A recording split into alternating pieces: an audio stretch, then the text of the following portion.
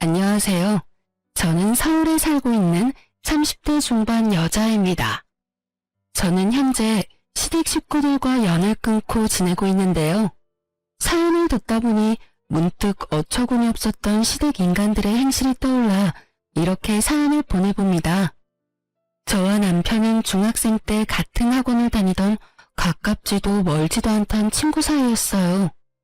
그저 지나가다 마주치면 반갑게 인사하는 그 정도 사이였죠.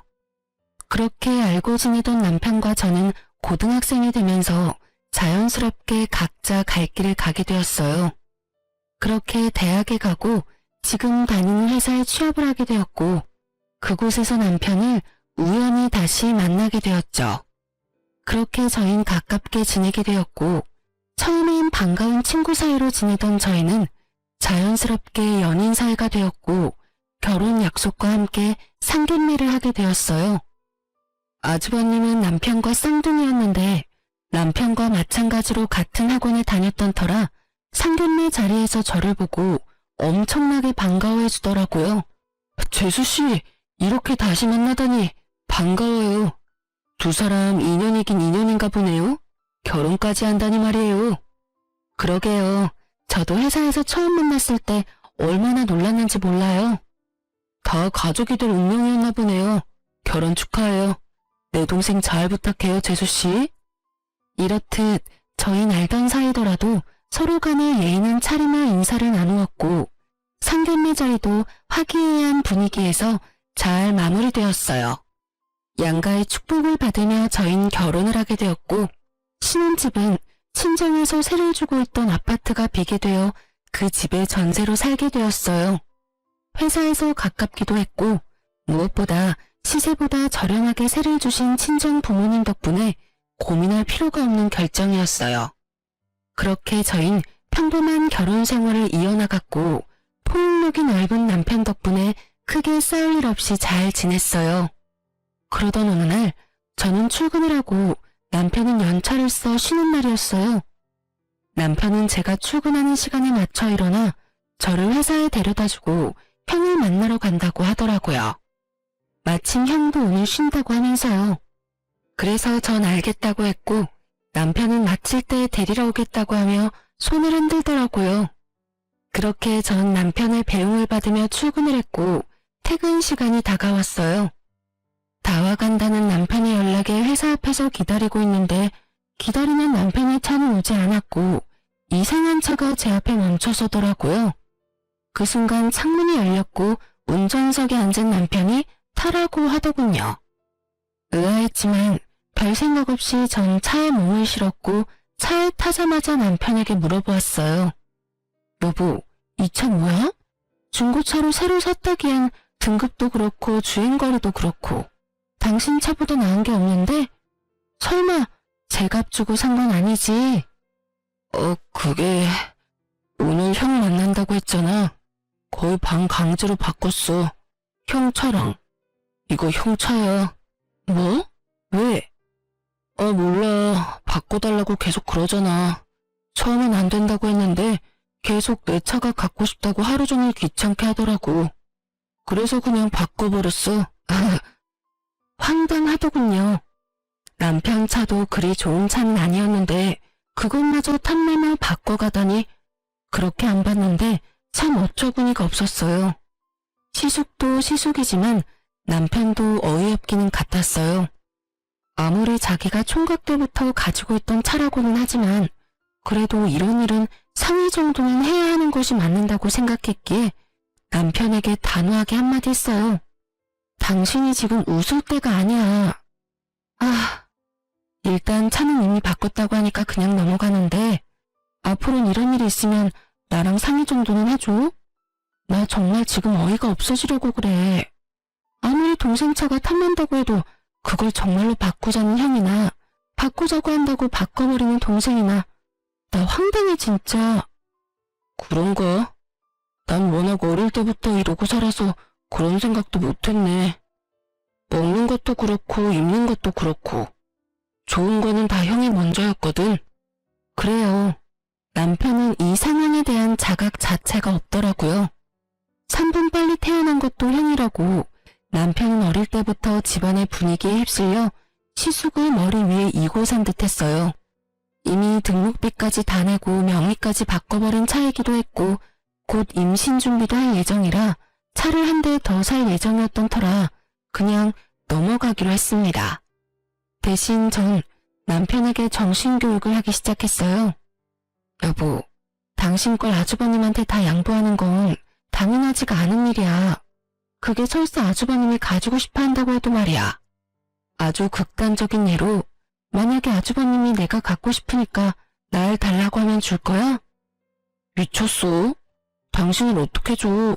내 마누라인데. 좋았어. 앞으로 그런 마인드로 살아.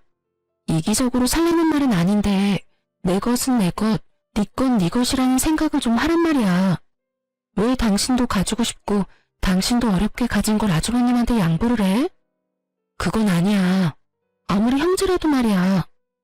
알겠어. 앞으로는 다신 이런 일 없도록 할게. 당신이랑 꼭 상의도 하고. 남편은 호언장담해 주었고 저는 남편을 믿어보기로 했어요.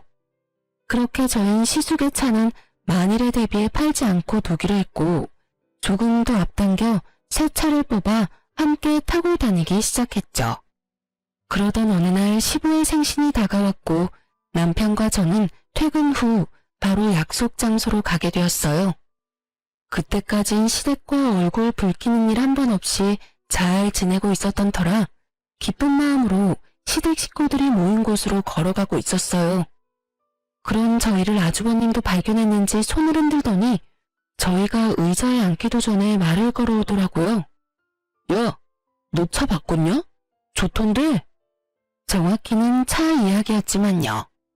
도대체 언제 본 것인지 이때부터 시작된 차 이야기는 끊기지 않더군요. 언제 샀어? 나랑 차 바꾼 지 얼마나 됐다고. 그새 저렇게 좋은 차도 다 사고. 능력 좋다.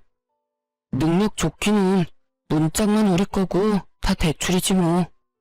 우리 이제 임신 계획도 세우고 있고 원래 바꿀까 생각도 하고 있던 터라 그냥 앞당겨서 샀어.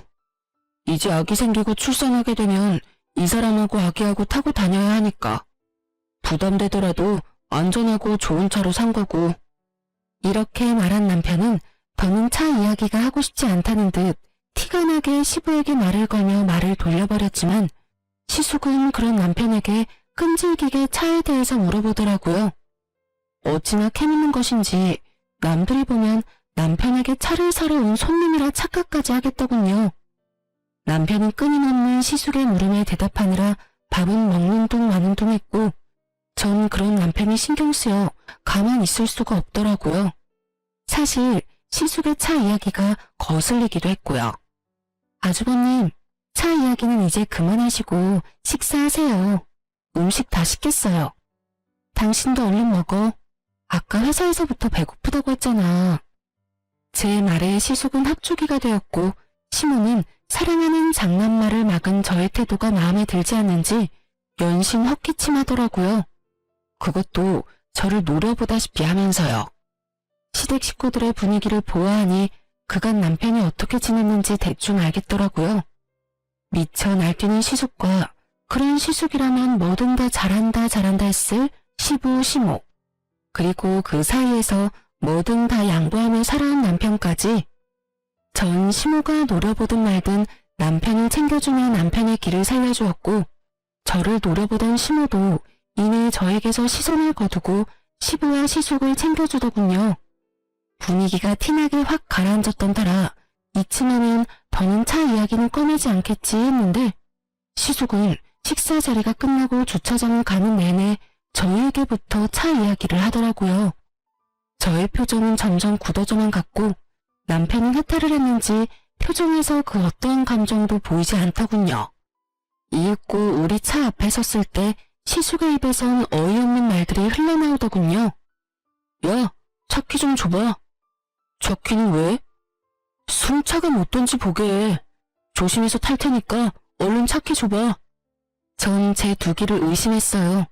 차 키를 맡겨둔 것도 아니고 어쩜 저렇게도 당당하게 차 키를 달라고 하는 것인지 도무지 이해가 되지 않더라고요. 시숙도 시숙이었지만 더 어이없는 건 시부 시모였어요. 시숙이 차 키를 달라고 하니 말리기는커녕 고개까지 끄덕이며 남편에게 차 키를 내놓으라고 하는데 헛웃음이 나려고 하더군요. 전 혹시나 남편이 바보같이 차 키라도 주면 어떻게 해야 하나 싶어 남편을 보았고 남편은 여전히 감정이라고는 없는 표정으로 말했습니다. 보험 때문에 안 돼. 이 차는 이 사람하고 나하고만 운전할 수 있다고. 그러면 먼저 가볼게. 나 피곤해서 얼른 가서 쉬어야겠어. 이렇게 말한 남편은 저를 후다닥 조수석에 태우더니 누가 막을 새도 없이 운전을 해서 그 자리를 빠져나와 버렸습니다. 그렇게 집으로 돌아온 남편은 밝게 웃으며 이렇게 말하더군요.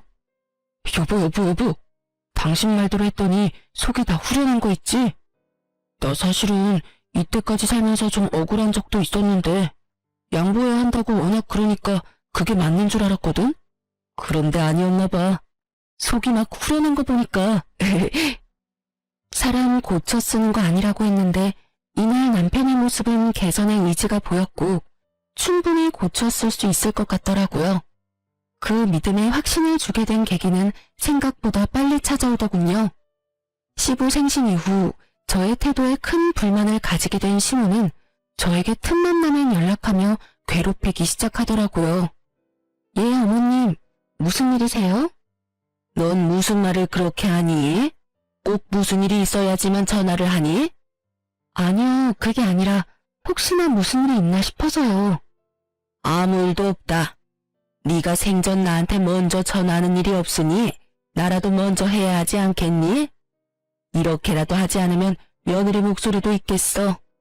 어제도 그제도 저에게 전화해 30분이 넘는 시간 동안 잔소리를 한 것은 기억도 나지 않는 것인지 이런 식으로 말도 안 되는 트집을 잡아대기 시작하는데 미칠 지경이더라고요. 이 고난은 또 어떻게 헤쳐나가야 하나 고민이 깊어지던 어느 날 남편과 회사에서 이야기를 나누고 있는데 또 시모에게서 전화가 왔고 저의 표정은 점점 굳어져만 갔어요. 그 순간 남편은 묻지도 따지지도 않고 제 휴대전화를 가지고 가더니 전화를 대신 받더군요. 엄마, 집사람 회의 들어갔어. 무슨 일 있어? 아, 그냥 했다고? 난 또 회사에 있을 시간인 거 엄마도 뻔히 알 건데 전화 오길래 무슨 급한 일 있는가 싶어서 대신 받았더니 엄마, 앞으로는 급한 일이나 할 말 있으면 나한테 전화해. 집사람 요즘 회사에서 중요한 일 맡게 돼서 바빠. 알겠지? 그럼 끊어, 엄마. 이러고 전화를 끊어버리는데 통쾌한 건 둘째치고 얼마나 든든했나 몰라요. 이렇게까지 제 편이 되어줄 거라고는 생각도 못했는데 시댁 복은 없었어도 남편 복은 있다는 생각이 들며 참 고맙더라고요. 그렇게 시모에게선 더는 연락이 오지 않았고 평범한 하루하루를 보내고 있었어요. 그러던 어느 날 시숙의 결혼 소식이 들려오며 상견례 날짜가 정해졌다며 집으로 오라고 하더군요. 날짜 정도는 전화로 말해주면 될 텐데 굳이 집으로 오라고 하니 조금 의아한 마음도 있긴 했지만 생각해보니 얼굴 뵌 지도 오래된 것 같아 좋은 마음으로 겸사겸사 시댁으로 가기로 했어요. 남편과 저는 함께 퇴근하고 시댁으로 향했고 시댁에 도착하니 왜인지 모르게 분위기가 무겁더라고요. 원래라면 너스레를 떨며 장난을 걸어와야 하는 시숙이 조용한 것도 그렇고 묘하게 제 눈치를 살피는 시부 시모도 그렇고요. 남편은 무언가 알지 않을까 하는 마음에 남편의 눈치를 살피니 남편 역시 아무것도 모르는 눈치더라고요. 그렇게 식사는 시작되었고 밥이 입으로 들어가는 것인지 코로 들어가는 것인지 알 수 없는 그야말로 체할 것만 같은 식사 자리가 계속되고 있었어요. 도대체 무슨 이야기를 하려고 그리도 눈알들을 바삐도 움직이는지 알 수는 없었지만 곤란한 부탁인 건 분명한 것 같아 전 애써 모르는 척하고 있으니 답답했던 시모가 운을 띄우기 시작하더군요. 이야기 들었지? 우리 상남이 드디어 결혼을 한다는구나. 상견례는 이번 달 마지막 주말에 하기로 했어. 그래요? 그러면 그날 시간 비워둘게요.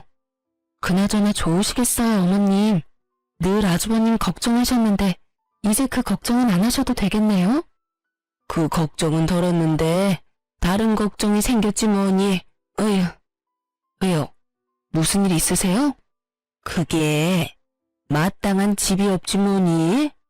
집이 마음에 들면 돈이 없고 돈에 맞추니 집이 형편없고 그래서 요즘 고민이 깊어.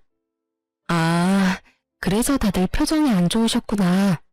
그렇지 않아도 친구들 보니까 집 구할 때 다들 고민 많이 하더라고요. 한두 푼짜리도 아니고 급하게 생각하지 마시고 아직 시간 있으니까 천천히 알아보세요.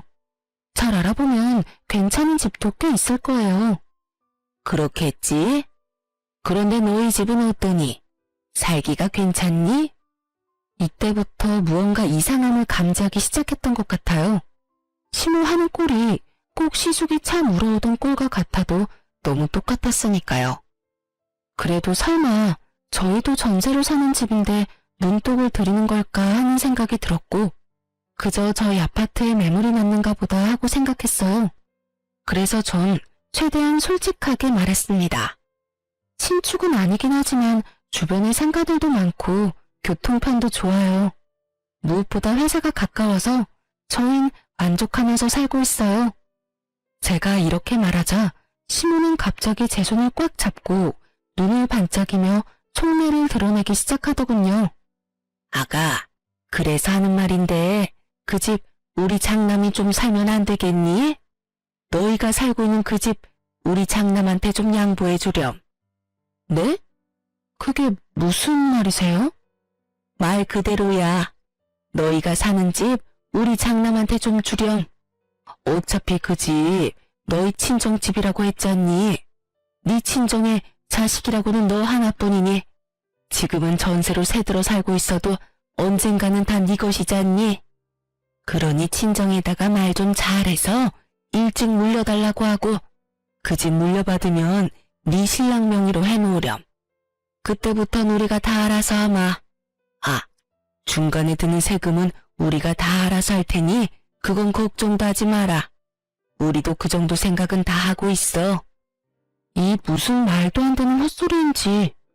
농담이라고 해도 억소리가 날 것 같은데 표정을 보아하니 진담이 분명했고 긍정의 의미로 고개를 끄덕이고 있는 시부와 시숙을 보고 있자니 욕이 나올 것만 같더군요.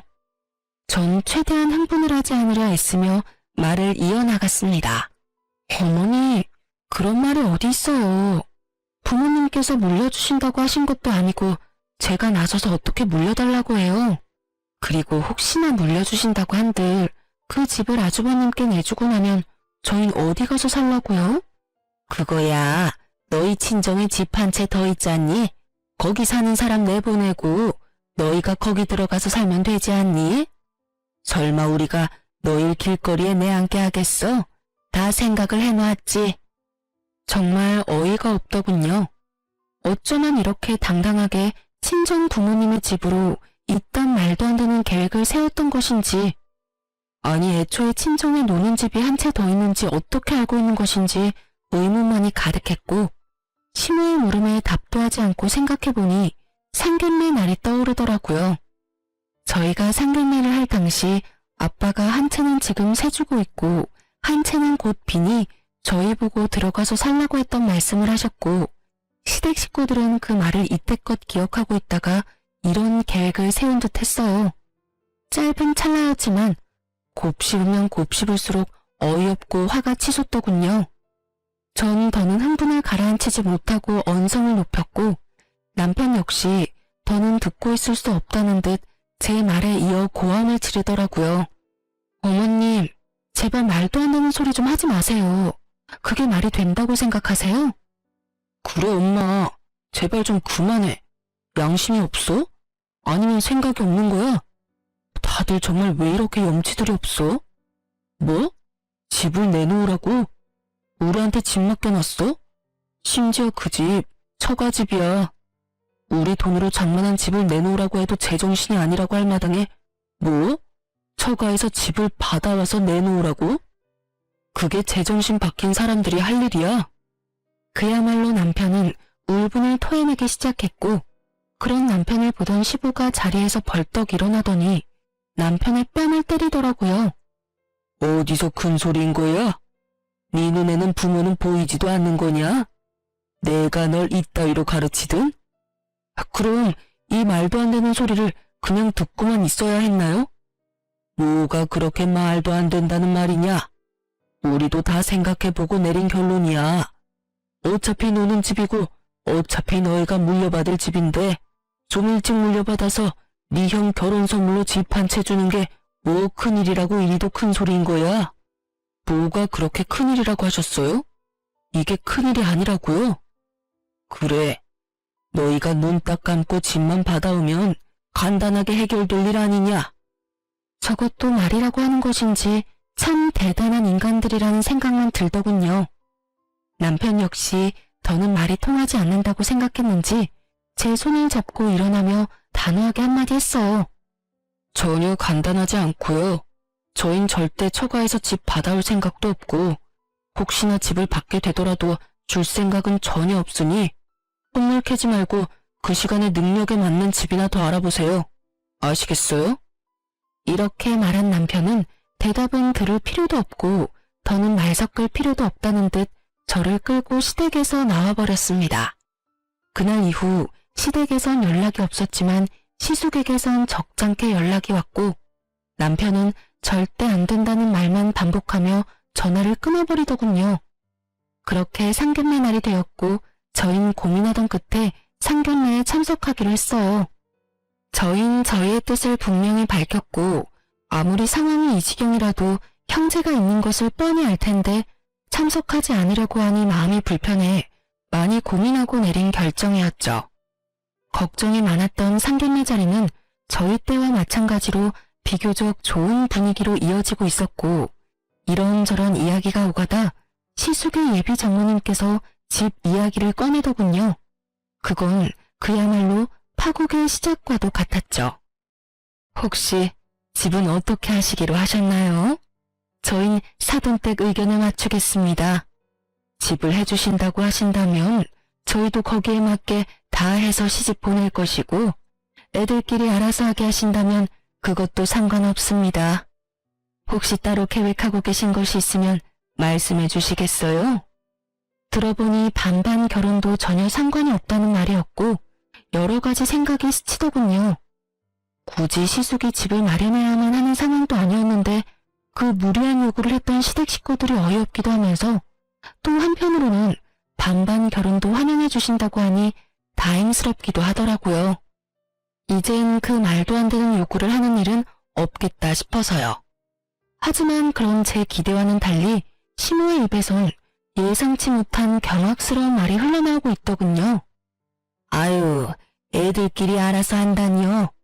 요즘 아무리 세상이 변했다고 해도 집은 남자가 해가야죠. 마침 괜찮은 아파트가 있어서 사려고 하고 있어요. 아, 그러세요? 그러면 거기에 맞춰서 혼수 준비하도록 할게요. 대략 몇 평쯤 되나요? 32평이에요. 층은 20층인데 전망도 좋고 주변 상가도 많이 들어와 있어서 생활하는데 불편함이 없을 거예요. 아, 신축은 아닌데 관리가 잘 돼서 아주 괜찮다고 하더라고요. 거기에다가 교통편도 아주 좋고요. 그래요? 무엇보다 교통편 좋다는 게 참 좋네요. 그렇죠? 마음에 드신다니 다행이네요. 조만간 살던 사람들이 나갈 예정이니까 정리되는 대로 같이 보러 가시죠. 그래도 집은 한번 보셔야 하지 않겠어요? 빠른 시일 내에 연락 한번 드릴게요. 이렇게 말하면서 저를 쳐다보며 미소 짓는데 딱 알겠더라고요. 20층 32평? 인프라 형성이 잘 된 신축은 아니지만 관리가 잘 된 아파트. 그곳은 바로 저희 집이라는 사실을요. 그래요. 시모는 뻔뻔하게도 준다고 한 적도 없는 저희 집을 얼굴색 하나 변하지 않고 마련할 수 있다고 말하고 있었고 그 머릿속은 뻔했어요. 아마 모르긴 몰라도 상견례 자리에서 공포하듯 말하면 저희가 어쩔 수 없이 집을 내놓을 거라 생각했겠죠. 그 얼마나 어이없고 멍청하게 짝이 없는 생각인 줄도 모르고요. 아니, 친정 부모님 집이 제 집도 아니고 저희가 마련한 저희 명의의 집도 아닌데 어쩌면 그런 생각을 할 수가 있는지 참 황당하더라고요. 신부도 참 날강도 신부보다 더하면 더했지 모자라진 않아 보이더군요. 시댁에서의 마찬가지로 시부 시숙의 표정은 평온하기 그지없음으로써 이 말도 안 되는 생각과 같다는 뜻을 표하고 있었고 저와 남편의 표정은 점점 굳어져 가고 있었어요. 전 상견례 자리고 나발이고 더는 참을 수가 없었고 시모에게 마지막으로 확인하기로 했어요. 어머님, 혹시 지금 마련할 수 있다는 아파트가 저희가 살고 있는 집인가요? 나가야 하는 세입자는 저희고요. 맞나요? 그래, 그때 다 이야기되지 않았니? 우린 충분히 다 설명했다고 생각하는데 할 말 있거든 집에 가서 이야기하자꾸나. 오늘이 어떤 날인지 모르니? 일단 상견례 자리부터 마무리하고 그때 이야기해. 알겠니? 당황하는 기색 하나 없이 뻔뻔하게 그지없는 얼굴로 딱 이렇게 말하는데 정말 헛웃음이 나며 눈앞이 캄캄해질 만큼 감당할 수 없는 화가 오르는 느낌을 받았어요. 떠오르는 많은 말들이 뇌를 거치지 않고 입으로 나오려는 순간 지나치게 차분한 남편의 목소리가 들려오더라고요. 말씀 중에 죄송한데 제가 중요하게 꼭 드리고 싶은 말이 있네요, 사돈 어르신. 지금 저희 쪽에서 말하고 있는 그 아파트는 아마 마련하지 못할 겁니다. 그 집은 저희가 살고 있는 집인데 저희가 내어줄 생각이 전혀 없거든요. 아니, 내어드릴 수가 없다는 말이 더 맞겠네요. 그 아파트 저희 처가에서 저희가 좀 더 편안하게 결혼 생활하라고 저희에게 세주신 집입니다. 그런 집을 저희 부모님께서 며칠 전부터 계속 내놓으라고 생떼 아닌 생떼를 부리시네요. 남편의 말에 사돈댁에게선 아무 말 없이 표정이 굳어버렸고 그런 상황을 살피던 시모는 노발대발하며 남편을 핀잔하고 나서더군요. 아닙니다, 사돈. 다 오해예요. 넌 왜 그런 말을 하는 거야? 그리고 생떼? 그게 부모한테 할 말이야? 그럼 이걸 보고 생떼라고 그러지 달리 뭐라고 할 수 있겠어? 분명 안 된다고 했지. 처가에 집을 맡겨놓은 것도 아니고 형이 장가가는데 왜 우리가 처가댁에서 집을 받아와야 해? 그것도 주신다고 한 적도 없는 집을 말이야. 그런 걸 보고 날강도 신부라고 하는 거야, 엄마. 어때요, 사돈 어르신들? 제 말이 틀렸습니까? 저희 부모님께서 처가에 가서 집을 받아오라고 하더군요. 그것도 두 채나요. 한 채는 지금 저희가 사는 집인데 그 집엔 형이 들어가서 산다고 하고 한 채는 저희 보고 들어가서 살라고 하는데 이게 말이 되는 상황이라고 생각하십니까? 너 정말 그만하지 못해? 이 자리가 무슨 자리인지 잊었어? 네 형 결혼 망치려고 작정했니 너? 결혼 망치려고 작정한 사람은 내가 아니라 식구들이지. 어떻게 하나같이 그런 생각들을 해? 누구 하나 말리는 사람이 없냐고. 그때도 분명하게 말했는데 못 알아들을 것 같으니까 다시 한번 말해줄게. 우린 절대로 처가에 집 달라고 할 생각도 우리가 사는 집 내줄 생각도 없으니까 쓸데없는 꿈 꾸지 마. 알겠어? 내 부모, 내 형이지만 난 정말 이해가 안 된다. 어쩌면 이리도 뻔뻔하게 이런 생각, 이런 말을 할 수가 있는지 말이야. 개판 5분 전. 딱 이 말에 어울리는 분위기가 되고 눈알이 튀어나오게 남편을 놀아보며 씩씩거리는 시부 시모와 자신의 예비 처가 식구들의 눈치를 살피는 시숙. 그리고 여전히 평온하게 그지없는 남편 사이에 무거운 정막만이 흐르던 그때 시숙이 입을 열더군요. 너 왜 이렇게 변했어? 너 원래는 이렇지 않았잖아. 다 잊었냐? 네가 가진 건 다 내 거라는 걸. 너 역시 그걸 당연하게 생각하고 이때껏 나한테 다 양보하며 그렇게 살았잖아, 너. 그런데 왜 이제 와서 이러는 거야? 그깟 집 좀 주면 되는 건데. 어차피 네 집도 아니고 처가에 그냥 받아오면 되는 건데 그것도 못 해줘? 자동차는 국말 없이 넘겨놓고 왜 집은 안 되냐고. 이 무슨 제 무덤 스스로 파는 짓거리인지. 시숙은 친절하게도 자신이 얼마나 파렴치하고 상식 이하의 인간인지 스스로 증명하고 있었고 형님이 될 뻔했던 여자의 표정은 실시간으로 썩어가고 있더라고요. 여자의 표정은 보이지도 않는 것인지 시숙의 말도 안 되는 생떼는 계속되고 있었고 그런 시숙의 말을 듣고만 있던 남편은 긴 한숨을 쉬더니 말하더군요. 그래. 나 이때까진 그렇게 살았어. 그게 맞는다고 생각했으니까. 그래. 그게 맞는 거야. 그러니까 이때까지 살던 대로 살아 그냥. 알겠어? 아니, 이제 그게 틀린 거라는 걸 알았어. 그러니까 이제 그렇게 살진 않을 거야. 차 이야기했지? 그깟 차 정도야 형이니까 충분히 바꿀 수 있다고 생각했어. 사실 가격 차이도 크게 나지 않았고 내 돈으로 산 내 차이기도 했으니까. 가족끼리 그 정도는 충분히 해줄 수 있다고 생각했다고. 하지만 집은 엄연히 달라. 그 집은 내 집도 아니고 내 돈은 10원짜리 하나 들어가지 않았으니까. 정 그 집이 탐나면 형이 사. 살 돈이 없으면 전셋값이라도 내고 살아. 그 정도는 내가 장인어른한테 잘 이야기해 볼 테니까 말이야. 단 우리가 사는 가격대는 꿈도 꾸지 말고 시세대로 내고 들어와서 살아. 알겠어? 남편은 오목조목 흥분 하나 하지 않고 말하더라고요. 그 모습을 지켜보고 있는데 든든하기도 하고 통쾌하기도 해서 10년 묵은 채증이 쑥 내려가는 기분마저 들더군요. 이런 제 심정과는 달리 아무 말 하지 않고 있던 시부가 머리 끝까지 화가 났는지 막말을 쏟아내기 시작했어요. 너 이 새끼야, 지금 뭐 하는 짓이야? 네가 제정신인 거야? 이 자리가 어떤 자리인데 여기서 그딴 말을 짓거리는 게야?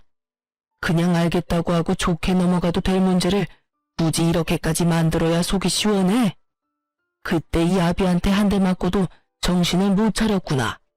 이 쓰레기 같은 놈, 부모 형제한테 이딴 식으로 굴고 네가 잘 될 것 같아? 이렇게 막장 드라마와도 같은 상황은 절정을 향해 달려가고 있었고 내내 말 한마디 없이 지켜만 보고 있던 여자가 자리에서 일어나더니 시숙을 쏘아보며 말하더군요. 와, 진짜 가지가지한다. 당신이나 당신 부모님들이나 다 정상이 아니구나. 난 진짜 이해가 안 돼서 그러는데 지금 본인들이 얼마나 말도 안 되고 상식 밖의 요구를 하고 있는지 정말 몰라? 아, 됐다 됐어. 이제 와서 그게 뭐가 중요하겠어. 그냥 우리 파혼하자. 결혼 없던 일로 해. 여자의 말이 끝나자마자 참고 있던 여자의 부모님들은 말 섞을 가치도 없다는 듯 자리를 떠나버렸고 여자도 나가려는 순간 시숙이 무릎까지 꿇고 앉아 여자를 붙잡고 애원을 하기 시작하더군요. 자기야, 왜 이래? 파혼이라니. 결혼을 하지 말자니. 우리 사랑하잖아. 그런데 어떻게 헤어져서 살아? 응? 그러지 말고 다시 생각해. 당신도 나 없이는 못 산다고 결혼하자고 했었잖아. 사랑? 당신 없이 못 살아? 그건 그때고 지금은 달라졌어. 그땐 당신이 이렇게까지 파렴치한 인간인지 몰랐을 때 말이고 지금은 당신이 얼마나 인간 이하의 생각을 가지고 있는지 다 알아버렸거든. 무슨 말을 그렇게 해? 아, 아파트 때문에 그래? 그거라면 아무 걱정하지 마. 이 녀석이 요즘 좀 제정신이 아니라서 그래. 조금만 기다려주면 내가 무슨 수를 써서라도 아파트 받아올게. 정말이야, 맹세할 수 있어. 시숙의 말을 듣고 있던 여자는 어이가 없다는 듯 시숙의 팔을 뿌리치며 코웃음을 치며 말하더군요. 야, 넌 어떻게 그런 생각을 할 수가 있는 거야? 이제 신기하기까지 해. 내 말 잘 들어. 네가 능력이 안 돼서 부모 도움 받는다고 해도 이해는 했겠지만 한심했을 텐데 뭐? 동생 처가에서 집을 받아온다고? 그것도 자랑이라고 짓거리고 있는 거야? 아니, 애초에 그게 말이 된다고 생각하는 거니? 난 말이야, 만약에 네가 돈이 없다고 나한테 솔직히 말했으면 반반도 상관없었고 내가 집을 마련해서 올 수도 있었어. 보통 사람들은 이런 생각들을 하고 산다고. 알겠니? 자기야. 그놈의 자기 소리 좀 하지도 마. 소름 끼치니까. 너랑 네 부모님 하는 꼴 보아하니 결혼했다간 모르긴 몰라도 내 인생 말아먹는 건 시간 문제일 것 같은데 너 같으면 그런 결혼 하겠어? 미치지 않고서야 절대 안 하지. 어쨌든 우리 결혼도 우리 만남도 여기서 끝이니까 다시는 내 앞에 나타나지도 말고 연락도 하지 마. 알겠어? 아참, 그리고 너 웬만하면 결혼하지 말고 이번 인생은 그냥 네 부모랑 살아. 괜히 애먼 여자 데리고 와서 인생 망치지 말고, 알겠니? 사이다와도 같은 발언을 마친 여자는 저희 부부의 앞에 서서 감사 인사를 전하더군요. 정말 감사해요. 그런 말까지 해주시는 게 쉬운 일이 아니었을 텐데 다 말씀해 주셔서 덕분에 인생 구제했네요. 정말 감사해요. 여자는 그대로 나가버렸고 모두가 떠난 그곳에서 저흰 그야말로 공공의 적이 되어버렸더군요. 시모는 온갖 욕을 하고 있었고 시부는 먹지 않고 뒀던 식전주를 연신 들이키고 있더라고요. 시숙은 남편을 한 대 칠 요량으로 주먹을 부들부들 떨고 있었고요. 너 이 자식, 너 때문에 지금 내 결혼이 깨졌어? 너 이걸 어떻게 책임질 거야? 내 인생 어떻게 할 거냐고. 그걸 왜 나한테 물어? 형 인생 형이 알아서 해야지. 그리고 앞으로는 이때껏 내가 부모님께 주던 생활비도 드리지 않을 거니까 형이 알아서 해. 오늘 보니까 굳이 나 혼자 부모님을 챙길 필요가 없어 보이더라고. 당연히 대신 내주던 부모님 대출금도 마찬가지로 내주지 않을 거니까 그것도 이제부턴 형이 감당해. 뭐라고? 갑자기 그건 왜? 내가 돈이 어디 있어? 그럼 나는 돈이 차고 넘쳐서 부모님 드린 줄 알아. 나도 다 회사에서 일해서 번 돈으로 드린 거니까 형도 월급 받은 걸로 보태드려. 잘난 장남이 이제부턴 알아서 하라고. 못난 차남한테 바라지 말고. 그리고 형이 이때까지 빌린 돈도 다 갚아. 이때까지 나한테 돈 빌릴 때마다 온 메시지도 다 보관하고 있고 입출금 내역도 고스란히 다 남아있으니까 한 푼도 빼지 말고 다 갚아. 혹시나 해서 말인데 안 갚으면 아무리 가족이라도 경찰에 신고할 테니까 그런 줄 알고. 그럼 우린 이만 가볼게.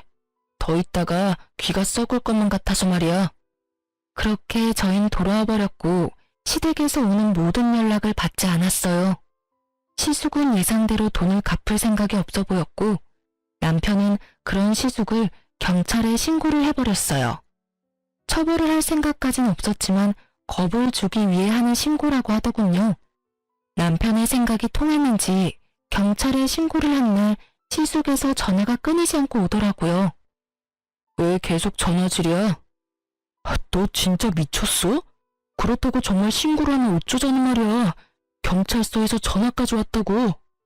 그러게 내가 돈 갚으라고 했잖아. 경찰에 신고한다고. 야, 이 미친 새끼야. 네가 인간이야? 어떻게 이렇게까지 하냐고. 이렇게까지 해야 형이 내 돈을 갚을 것 같더라고. 이제 내 의지는 잘 알았을 테고 푼돈 가지고 시간 끌지 말고 주말까진 기다려줄 테니까 다 갚아. 만약에 이번에도 내 경고 무시하면 다음 주엔 경찰서에서 보게 될 테니까 그런 줄 알고 전화 끊어. 남편은 그대로 전화를 끊어버렸고 저를 향해 옅은 미소를 보여주더군요. 착잡해 보이더군요. 하지만 그 착잡함도 잠시 소식을 전해 들은 시부모가 집으로 찾아왔고 문을 열어주지 않으니 동네가 떠나가라 소리를 지르고 문을 두드리더군요. 그런 자신의 부모의 모습에 오만정이 떨어진 듯 남편은 아무 말이 없었고요. 그렇게 끝까지 밑바닥을 다 드러낸 시부 시모는 저희가 도무지 문을 열어줄 기색도 보이지 않자 돌아가 버렸고 주말이 되기 전 시숙은 돈을 입금했더라고요. 그렇게 저흰 시댁과의 모든 연락을 끊고 살았고 처음엔 많이 힘들어하던 남편도 시간이 지나자 점점 표정이 밝아지더군요. 여보, 나 사실은 많이 힘들었어. 그래도 부모님 있고 가족인데 이건 너무하나 싶기도 했고 말이야. 그런데 지금 생각해보니까 왜 진작 그러지 않았나 싶을 정도로 홀가분하고 행복해. 내가 진작 이런 결단을 내렸어야 했는데. 그랬다면 당신이 그런 일을 겪지 않아도 됐을 텐데. 미안해.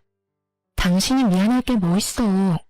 난 당신이 그런 결정을 내려준 것만 해도 고맙고 미안하고 그래.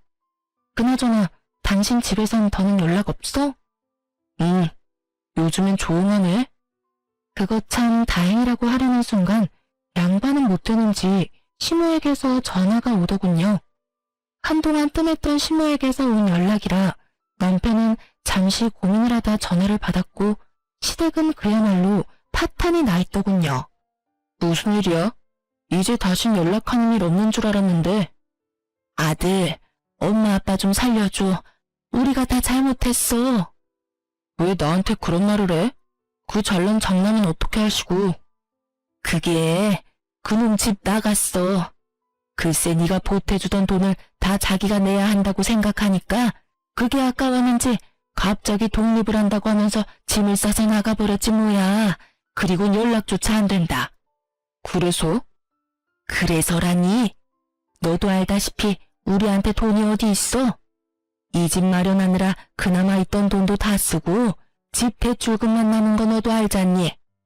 이제 와서 일을 할 수도 없는 노릇이고. 그래서 하는 말인데 예전처럼 돈 좀 도와주면 안 되겠니? 앞으로는 다른 건 바라지도 않으마. 그저 네 부모 생활만 할 수 있게 좀 도와주렴. 엄마, 잘 들어? 앞으로 나 우리 식구들이랑 연 끊고 살 거야. 자식으로서의 도리는 충분히 했다고 생각하고 있지만 상황이 이러니 형한테 돌려받은 돈 엄마 줄 테니까 급한 불 붙었고, 그게 내가 엄마한테 마지막으로 해주는 도리니까 그런 줄 알고. 앞으로 연락도 하지 말고 찾아오지도 마. 너 정말 대단한 놈이구나. 어떻게 부모한테 이렇게까지 해? 내가 널 어떻게 키웠는데, 이 나쁜 놈아. 이게 다 그년 때문이지? 네 마누라가 다 시켰지? 넌 그년이랑 결혼하기 전까진 이러지 않았어. 않았다고. 넌 부모보다 여자가 더 중요하니? 그딴 년이랑 당장 이혼해라. 당장 이혼하란 말이야. 시모의 절규 섞인 고함이 들려오고 남편은 아무런 대꾸도 하지 않고 전화를 끊어버리고선 시댁 식구들의 번호를 다 차단해버리더군요. 저 역시 다 차단해버렸고요. 그렇게 저희 시댁과의 연을 끊어버렸고 시댁 소식은 평소 남편을 많이 아껴주시던 작은 어머님을 통해 듣게 되었어요. 잘 지내니? 네, 작은 엄마. 잘 지내시죠? 그런데 무슨 일로 전화를 다 주셨어요? 이야기 다 들었어. 가족들이랑 연 끊었다며? 네, 어쩌다 보니 그렇게 됐어요. 그래. 너처럼 바보같이 순하던 애가 그렇게까지 한 데에는 다 이유가 있겠지. 다들 잘 지내시죠? 잘 지낸다고? 잘 지내기보단 드디어 정신 차리고 살고 있지. 너하고 연락도 끊기고 돈 나올 구멍이 없으니까 글쎄 네 부모들이 네 형 회사에 찾아갔다고 하더구나. 회사 앞에서 자리 퍼질고 앉아서 울고불고 하니까 사람들 몰려서 구경하고 난리였나 봐. 그 사람 많은 회사 앞에서 네 형이랑 네 부모랑 큰 실랑이가 일어나고 네 형이 결국 네 부모님들을 내팽개치다시피 하고 도망쳤다고 하더구나. 그러니 어떻게 됐겠어? 입 달린 것들은 다 한마디씩 하고 부모 버린 자식이라고 회사에 소문이 파다하게 다 퍼졌을 거야. 네 부모님들은 처음엔 나한테 전화가 와서 두 아들 다 나쁜 놈이라고 하면서 하소연을 하더니 돈 좀 빌려달라지 뭐니. 나라고 뭐 돈이 있겠니? 아니, 있다고 해도 안 빌려주지. 그래서 없다고 했더니 그 자랑자랑하던 집 팔고 작은 집으로 이사했다고 하더라. 그 덕에 빚은 대충 다 갚은 것 같던데 생활비가 없으니 좋을거리라도 하면서 근근히 생활하고 있나 봐. 그러니 이제라도 정신 제대로 차린 거 아니겠어? 제가 참 뭐라고 해야 할지 모르겠네요. 저 역시 부모 버린 건 마찬가지니까요. 그런 말 하지 마라. 내가 말했지? 너 같은 애가 그렇게까지 했을 땐 다 그만한 이유가 있을 거라고. 내가 처음 시집 왔을 때 네가 3살이었어. 넌 그때부터 몇 분 일찍 태어난 형도 형이라고 얼마나 눈치를 살피던지. 그 어린 게 뭘 안다고 그렇게 했겠어? 다 네 부모가 그렇게 강요하면서 키웠으니까 그랬지. 난 네가 이렇게 해주길 내심 바랬단다. 그러니 그런 죄책감은 가지지 말려무나.